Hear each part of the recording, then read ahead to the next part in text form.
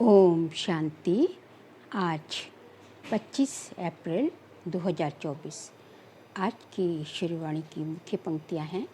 मीठे बच्चे, ये पुरुषोत्तम युग ही गीता एपिसोड है। ये पुरुषोत्तम युग ही गीता एपिसोड है। इसमें ही तुम्हें पुरुषार्थ कर उत्तम पुरुष अर्थात देवता बनना है। प्रश्न है, किस एक बात का सदा ध्यान रहे तो बेड़ा पार हो जाएगा? उत्तर है, सदा ध्यान रहे कि हमें ईश्वरीय संग में रहना है तो भी बेड़ा पार हो जाएगा। अगर संग दोष में आए संशय आया तो बेड़ा विषय सागर में डूब जाएगा। बाप जो समझाते हैं उसमें बच्चों को जरा भी संशय नहीं आना चाहिए। बाप तुम बच्चों को आप समान पवित्र और नॉलेजफुल बनाने आए हैं।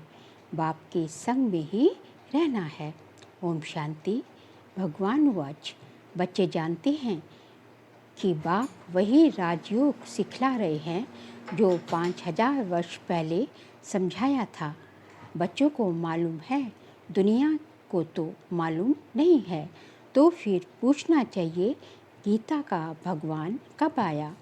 भगवान जो कहते हैं मैं राजयोग सिखलाकर तुमको राजाओं का राजा बनाता हूँ, वह गीता एपिसोड कब हुआ था? ये पूछना चाहिए। ये बात कोई भी नहीं जानते हैं। तुम अब प्रैक्टिकल सुन रहे हो। गीता का एपिसोड होना भी चाहिए कलयुग अंत और सतयुग आदि के बीच में। आदि सनातन देवी देवता धर्म की स्थापना करते हैं तो जरूर संगम पर ही आएंगे। पुरुषोत्तम संगम युग है जरूर। भल पुरुषोत्तम वर्ष गाते हैं, परंतु बेचारों को पता नहीं है। तुम मीठे मीठे बच्चों को मालूम है, उत्तम पुरुष बनाने के लिए अर्थात मनुष्य को उत्तम देवता बनाने के लिए बाप आकर भगवान आकर पढ़ाते हैं। मनुष्यों में उत्तम पुरुष ये देवताएं लक्ष्मी, श्री नारायण हैं। मनुष्यों को देवता बनाया इस संगम युग पर। देवताएं जरूर सतयुग में ही होते हैं, बाकी सब है कलयुग में। तुम बच्चे जानते हो हम हैं संगम युगी ब्राह्मण। ये पक्का पक्का याद करना है, नहीं तो अपना कुल कभी किसको भूलता नहीं है।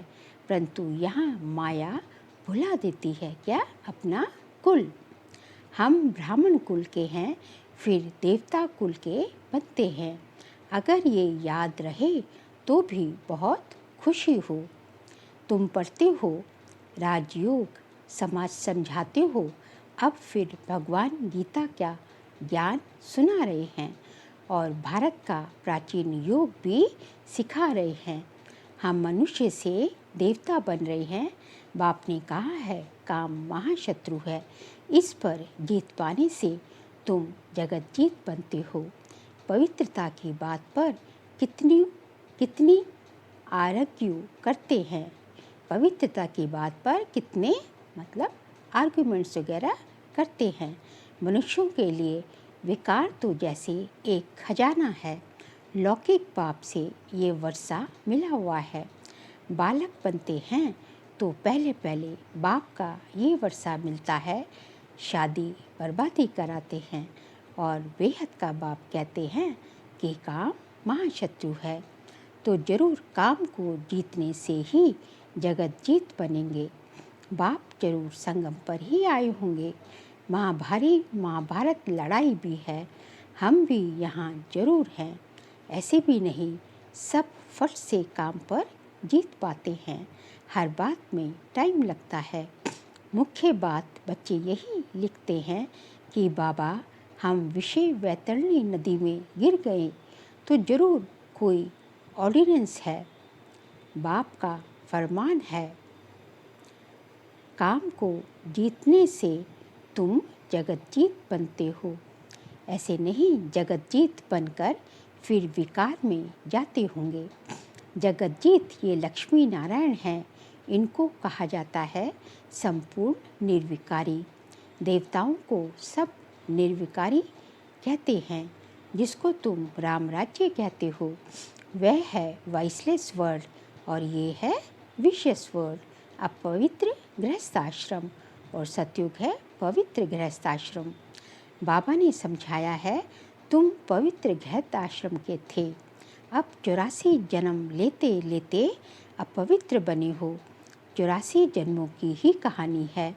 नई दुनिया जरूर ऐसी वाइसलेस होनी चाहिए, निर्विकारी होनी चाहिए। भगवान जो पवित्रता का सागर है वही नई दुनिया की स्थापना करते हैं। फिर रावण राज्य भी जरूर आना है।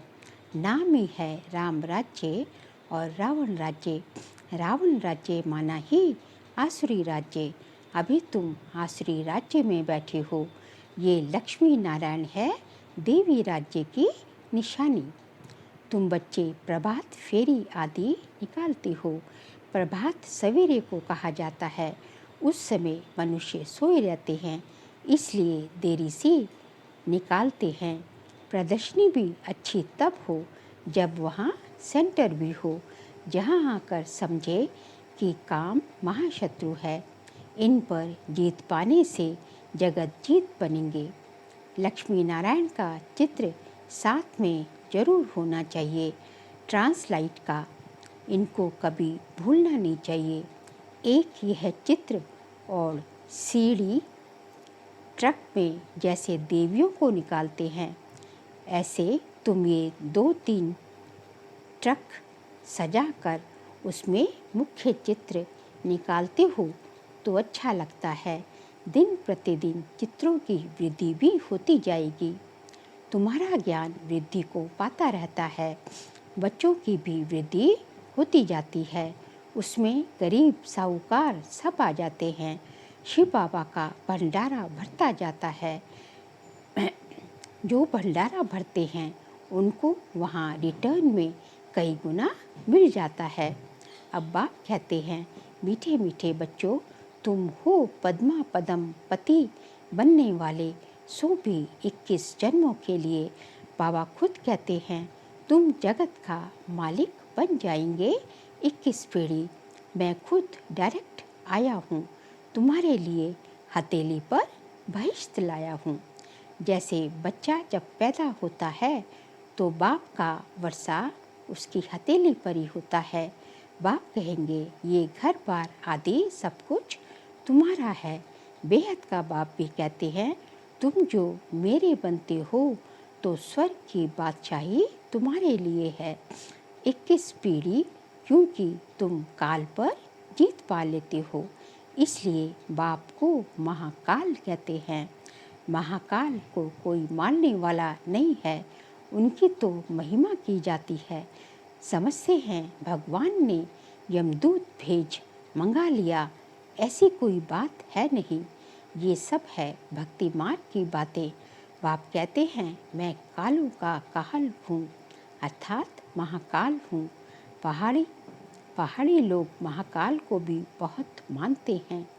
महाकाल के मंदिर भी हैं। ऐसे झंडियाँ लगा देते हैं तो बाप बैठ बच्चों को समझाते हैं। ये भी समझते हो कि राइट बात है। बाप को याद करने से ही जन्म जन्मांतर के विकर्म भस्म हो जाते हैं, तो उसका प्रचार करना चाहिए। कुंभ के मेले आदि बहुत लगते हैं। स्नान करने का भी बहुत महत्व बताया है। अब तुम बच्चों को ये ज्ञान अमृत 5000 वर्ष के बाद मिलता है। वास्तव में इसका अमृत नाम है नहीं, ये तो पढ़ाई है। ये सब है भक्ति मार्ग के नाम। अमृत नाम सुनकर चित्रों में पानी दिखाया है। बाप कहते हैं, मैं तुमको राजयोग सिखलाता हूँ। पढ़ाई से ही ऊंच पद मिलता है, सो भी मैं पढ़ाता हूँ। भगवान का कोई ऐसा सजा हुआ रूप तो है नहीं, ये तो बाप इसमें आकर पढ़ाते हैं। पढ़ाकर आत्माओं को आप समान बनाते हैं। खुद लक्ष्मी नारायण थोड़े ही हैं जो आप समान बनाएंगे। आत्मा पढ़ती है उनको आप समान नॉलेजफुल बनाती हैं। ऐसे नहीं भगवान भगवती बनाते हैं। उन्होंने श्री कृष्ण को दिखाया है, वह कैसे पढ़ाएंगे। सतयुग में पतित थोड़े ही होते हैं, श्री कृष्ण तो होता ही है सतयुग में। फिर कभी भी श्री कृष्ण को तुम नहीं देखेंगे। ड्रामा में हर एक के पुनर्जन्म का चित्र बिल्कुल न्यारा होता है। कुदरत का ड्रामा है, बनी बनाई बन रही, अब कुछ बननी नहीं। बाप भी कहते हैं तुम हूबहू इस फीचर से, इसी कपड़े में कल्प कल्प तुम ही पढ़ते आएंगे। हूबहू रिपीट होता है ना। आत्मा एक शरीर छोड़ फिर दूसरा लेती है। जो कल पहले लिया था, ड्रामा में कुछ फर्क नहीं पड़ सकता। वह होती है हद की बातें, ये है बेहद की बातें, जो बेहद के बाप सिवाय कोई समझा नहीं सकते। इसमें कोई संशय नहीं हो सकता। निश्चय बुद्धि हो फिर कोई ना कोई संशय में आ जाते हैं। संग लग जाता है, ईश्वरीय संग चलता चले तो पार हो जाए। संग छोड़ा तो विषय सागर में डूब जाएंगे। एक तरफ है क्षीर सागर, दूसरी तरफ है विषय सागर। ज्ञान अमृत भी कहते हैं। बाप है ज्ञान सागर, उनकी महिमा भी है। जो उनकी महिमा है वह लक्ष्मी नारायण को नहीं दे सकते। बाप है पवित्रता का सागर, भल वह देवताएं सत्युग त्रेता में पवित्र हैं, परंतु सदैव के लिए तो नहीं रहते। फिर भी आधा कल्प के बाद गिरते हैं। बाप कहते हैं मैं आकर सबकी सद्गति करता हूँ। सद्गति दाता मैं एक ही हूँ। तुम सद्गति में जाते हो, फिर ये बातें ही नहीं होती। अब तुम बच्चे सम्मुख बैठे हो, तुम भी शिव बाबा से पढ़कर टीचर बने हो। मुख्य प्रिंसिपल वहाँ है, तुम आते भी उनके पास हो। कहते हैं हम शिव बाबा के पास आए हैं। अरे वह तो निराकार है। हाँ, वह आते हैं इनके तन में, इसलिए कहते हैं बाप दादा के पास जाते हैं। ये बाबा है उनका रथ, जिस पर उनकी सवारी है। ब्रह्मा बाबा है उनका रथ। उनको रथ घोड़ा अश्व भी कहते हैं। इस पर भी एक कथा है। दक्ष प्रजापिता ने यज्ञ रचा, कहानी लिखती है, परंतु ऐसे तो है नहीं। शिव भगवान वाच मैं तब आता हूँ जब भारत में अति धर्म ग्लानि होती है। गीतावादी भल कहते हैं यदा यदा हि धर्मस्य, परंतु अर्थ नहीं समझते। तुम्हारा ये बहुत छोटा झाड़ है, इनको तूफान भी लगते हैं। नया झाड़ है ना, फिर ये फाउंडेशन भी है। इसमें अनेक धर्म के बीच, अनेक धर्मों के बीच में एक आदि सनातन देवी देवता धर्म का सैपलिंग लगाते हैं। कितनी मेहनत है, औरों को मेहनत नहीं लगती है। वह ऊपर से आते रहते हैं, शांतिधाम से आते रहते हैं। यहाँ तो जो सतयुग त्रेता में आने वाले हैं, उन्हीं की आत्माएं बैठ पड़ती हैं। जो पतित हैं उनको पावन देवता बनाने लिए भगवान बैठ पढ़ाते हैं। गीता तो ये भी बहुत पढ़ते थे, ब्रह्मा बाबा भी बहुत पढ़ते थे। जैसे अब आत्माओं को याद कर दृष्टि दी जाती है तो पाप कट जाए। भक्ति मार्ग में फिर गीता के आगे जल रखकर बैठ पढ़ते हैं, समझते हैं चित्रों का उद्धार होगा, इसलिए चित्रों को याद करते हैं। भक्ति में गीता का बहुत मान रखते थे। अरे बाबा कोई कम भक्त था क्या? बाबा कोई कम भक्त था क्या? रामायण आदि सब पढ़ते थे, ब्रह्मा बाबा सब पढ़ते थे। बहुत खुशी होती थी। वह सब पास्ट हो गया। अब बाप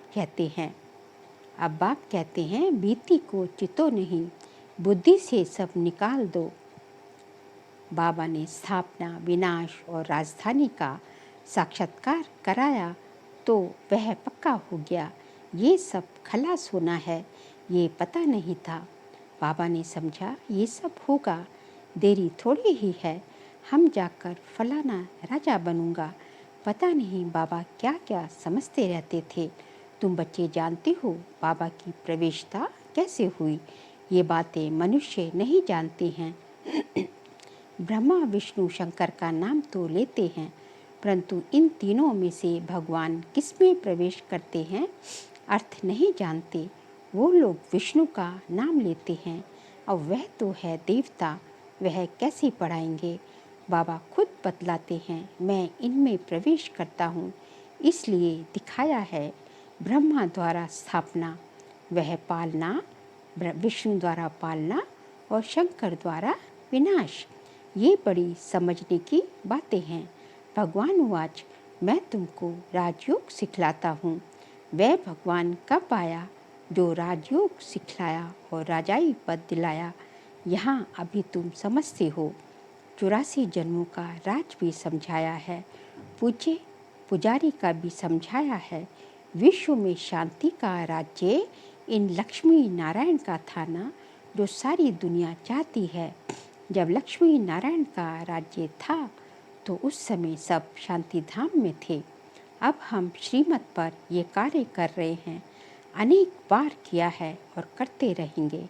ये भी जानते हैं कि कोटों में कोई निकलेगा, देवी देवता धर्म वालों को ही टच होगा। भारत की ही बात है, जो इस कुल के होंगे वह निकल जाएंगे और निकलते रहेंगे। जैसे तुम निकले हो वैसे और प्रजा भी बनती जाएगी। जो अच्छा पढ़ते वे अच्छा पद पाते हैं। मुख्य है ज्ञान और योग। योग के लिए भी ज्ञान चाहिए, फिर पावर हाउस के साथ योग चाहिए। पावर हाउस मतलब परमपिता परमात्मा शिव के साथ वो पावर हाउस है ना, उनके साथ योग लगा के हम अपनी आत्मा की बैटरी को चार्ज करते हैं। योग से विकर्म विनाश होंगे और हेल्दी वेल्दी बन जाएंगे, पास विद ऑनर भी होंगे। अच्छा, मीठे मीठे सिखिल दे बच्चों प्रति माता पिता बाप दादा का याद प्यार और गुड मॉर्निंग। रूहानी बाप के रूहानी बच्चों को नमस्ते। हम रूहानी बच्चों की रूहानी बाप दादा को नमस्ते नमस्ते नमस्ते। सार के लिए पॉइंट्स है, जो बात बीत गई उसका चिंतन नहीं करना है। अब तक जो कुछ पढ़ा उसे भूलना है। तभी बाबा कहते हैं कि अभूल बनना है, एक बाप से सुनना है और अपने ब्राह्मण कुल को सदा याद रखना है। पूरा निश्चय बुद्धि होकर रहना है, किसी भी बात में संशय नहीं उठाना है। ईश्वरीय संग और पढ़ाई कभी नहीं छोड़नी है। आज का बाबा का वरदान है, रूहानी माशूक की आकर्षण में आकर्षित हो, मेहनत से मुक्त रहने वाले रूहानी आशिक भव। रूहानी माशूक की आकर्षण में आकर्षित हो, मेहनत से मुक्त होने वाले रूहानी आशिक भव। माशूक अपने खोए हुए आशिकों को देख खुश होते हैं। रूहानी आकर्षण से आकर्षित हो, अपने सच्चे माशूक को जान लिया, पा लिया, यथार्थ ठिकाने पर पहुंच गए। जब ऐसी आशिक आत्माएं इस मोहब्बत की लकीर के अंदर पहुंचती हैं तो अनेक प्रकार की मेहनत से छूट जाती हैं, क्योंकि यहाँ ज्ञान सागर के स्नेह की लहरें, शक्ति की लहरें, पवित्रता की लहरें, आनंद की लहरें सदा के लिए रिफ्रेश कर देती हैं। ये मनोरंजन का विशेष स्थान, मिलने का स्थान आप आशिकों के लिए माशूक ने बनाया है। क्या मधुबन की बात कर रहे हैं बाबा इस टाइम। स्लोगन है, एकांतवासी बनने के साथ साथ एक नामी और एकानामी वाले बनो। एकांतवासी बनने के साथ साथ एक नामी और इकोनॉमी वाले बनो। बाबा कहते हैं कि एकांतवासी के दो मीनिंग होते हैं। एक तो एक के अंत में रहना, मतलब एक परमात्मा से ही सब संबंध रखना, उसी के लव में लीन रहना। एक तो एकांतवासी मतलब ये, और दूसरा एकांतवासी मतलब जो है शोर शराबे से दूर, जहाँ जो है बाहर का जो है हसल बसल ना हो।